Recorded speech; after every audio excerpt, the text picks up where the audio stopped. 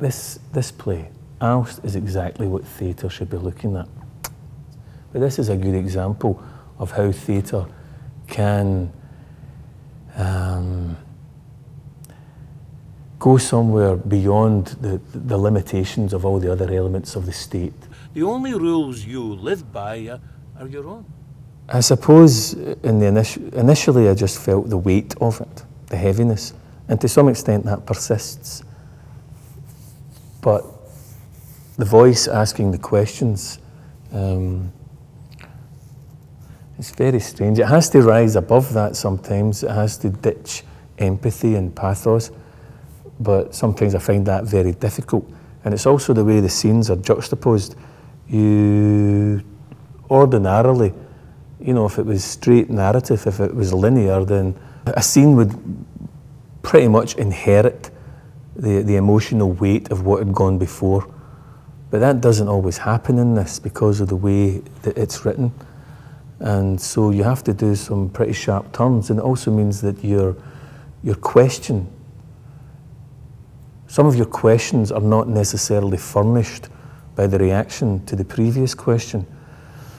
Now that's actually just one area of exploration about it. The primary one, the one to look at first is like, where is this voice coming from?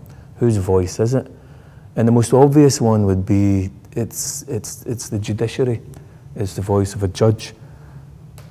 But there are places in the play where, well, for me, that's not the case, and it would have more of a resonance and more of a stronger probing element if the voice is not from there, if it's ambiguous, or if the voice is even located in, I don't know, it could be somebody on a bus, you know, trying to understand this. The people who ring up prices at Lidl, Mr. Delaney, are people who are willing to work for a living.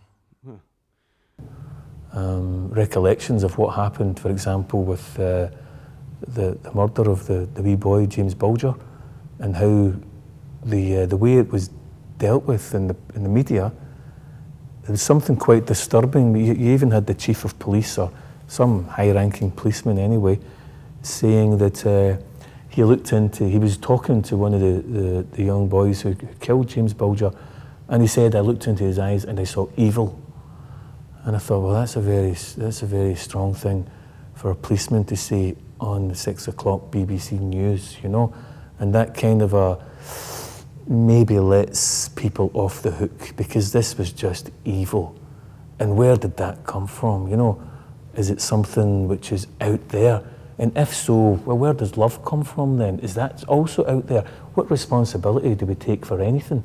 And if we can usefully just categorise it as evil, then you don't really need to, we don't even need to explore it or understand it. And I thought it was terrible what the cop did. And I also thought it was, the whole thing exposed the limitations of society's ability to actually look at this and gain any understanding of it. Thus the importance of theatre. Thus the importance and necessity of doing a play like Aalst, of actually doing this play, Aalst. Because as well as exposing the limitations of the state, the judiciary, the police, the press, the psychologists, the school teachers, even the community, it's like there's no intervention, there's only a reaction. Now I feel differently. I feel that, you know, this is, I would go to see this, you know, and I would tell other people to go to see this. And I'd say, basically, you have to, you know.